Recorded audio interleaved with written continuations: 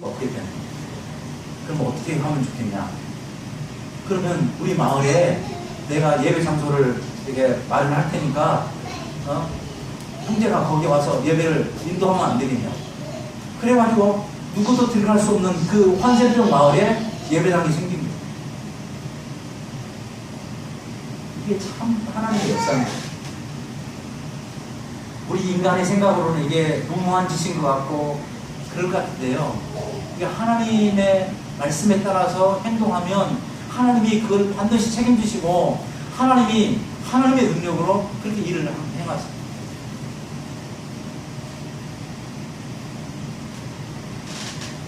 하비 콕스라고 하는 사람이 있습니다. 이 사람이 쓴 책 중에 아주 유명한 책이 세속도시라고 하는 책이 있거든요. 이 사람은 미래를 예측할 때 뭘 예측했냐면 도시화를 예측했어요. 그 도시화, 문명화, 과학화. 그 말을 듣는 사람들의 반응은 뭐였냐면 그렇게 도시화가 되고 문명화가 되고 과학화가 되면 과연 그 사람들이 하나님에 대해서 관심을 갖겠느냐? 과연 그 사람들이 하나님을 믿을 수 있겠느냐?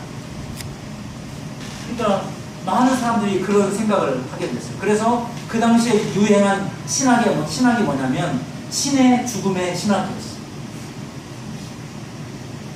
살아계신 하나님, 천하의 하나님도 그때가 되면 어떻게 하실 수 없을 것이다.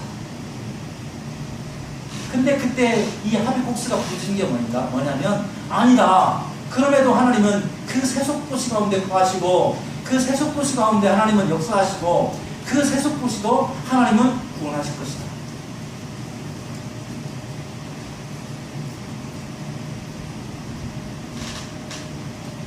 그 결과로 보면 오늘 6절부터 8절까지 보면 바울이 이렇게 복음을 전할 때 8절에 회당장 그리스보가 유대교 회당의 회당장이거든요. 그리스보가 온 집안과 더불어 예수를 믿게 되고 그 다음에 수많은 고린도 사람들도 듣고 믿어서 세례를 받았다. 근데 7절 마지막에 보면 거기서 옮겨 하나님을 경외하는 디도 유스도라 하는 사람의 집에 들어갔는데 그 디도 유스도의 집이 어디 있어요? 회당 옆에 있어요. 보세요. 회당장 그리스보. 이건 전체 불교의 스님이 예수를 믿게 되었다 이런 말이거든요. 여러분 예수를 절대 믿을 수 없는 이 회당장 그리스보가 예수를 믿었다라고 이야기하면서 덧붙이는 게 뭐냐면 그 회당 바로 옆에 하나님을 경외하는 디도 유스도가 살고 있었다. 왜 이렇게 기록했을까요? 네? 칸이 글자가 부족해서 칸 채우려고 기록했을까요?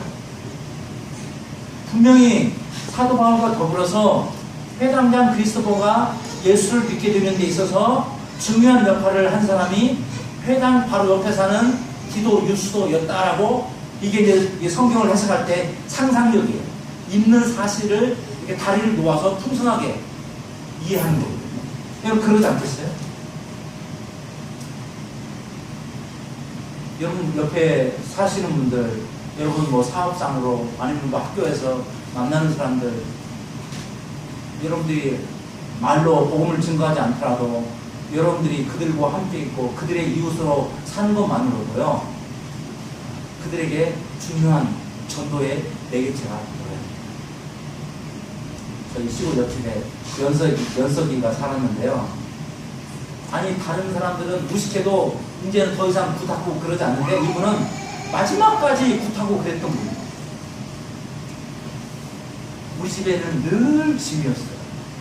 멀리 떨어져 있는 집도 아니고 우리 바로 옆집인데 다른 사람들은 점점점 예수를 믿어가기 시작하는데 이 사람들은 마지막까지. 근데 결국은 마지막 돌아가시기 전까지 해서 그 집안이 다 예수를 믿게 되었어요. 근데 2010년도에 저희 어머니가 88세로 돌아가셨는데 그때 그 집 큰딸이 저보다 한 살 미친데 우리 어머니 장례식장에 와서 그런 얘기를 하는 거예요. 그런데 우리가 예수 믿는 집 옆집에 살아서 참 받은 은혜와 혜택이 많다고. 그 말이 얼마나 위로가 되었는지 모르겠어요. 마지막까지 예수를 믿지 않는 그 집 때문에 그게 우리에게는 늘 부담이었는데 그 사람들은 자기들이 예수 믿는 집 옆집에 살았기 때문에 자기들이 예수도 믿게 되었고 자기들이 받은 은혜와 혜택이 많았다는 거예요.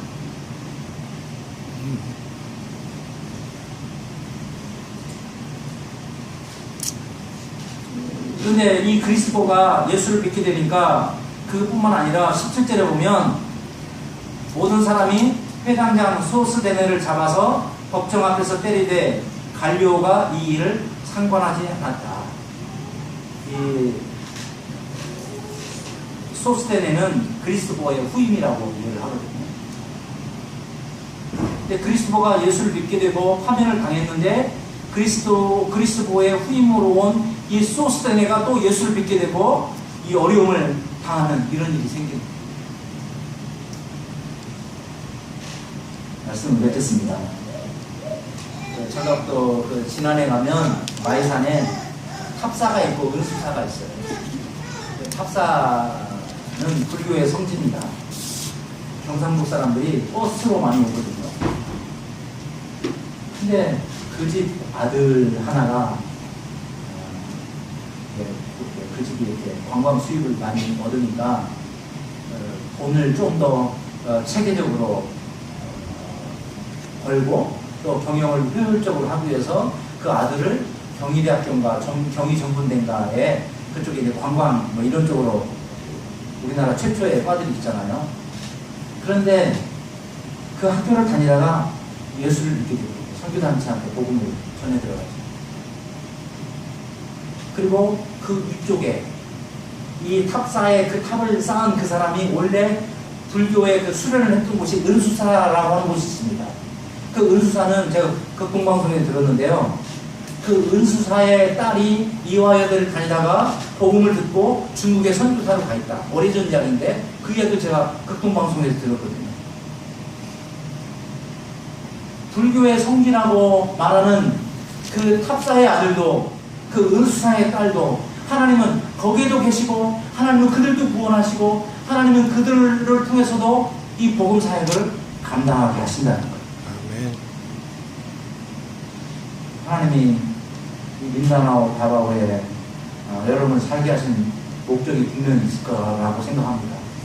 여러분들이 사업상 어떤 뭐 다른 이유로 왔는지는 모르겠지만 그러나 지금이라도 중요한 게 뭐냐면 여러분들이 이곳에 있어야만 하는 그리고 이곳에서 정말 궁극적으로 해야만 하는 그 하나님의 뜻 그것을 말씀을 통해서든 어떻게 뭘 통해서든 여러분이 확신할 수 있는 그런 하나님의 메시지가 있어야 된다. 그래야 그게 나를 이 땅에 살고 여기서 공부하고 사업하고 하는 그 원동력이 되게 한다는 겁니다. 그래서 이 다바오의 삶이 여러분 인생에 정말 값지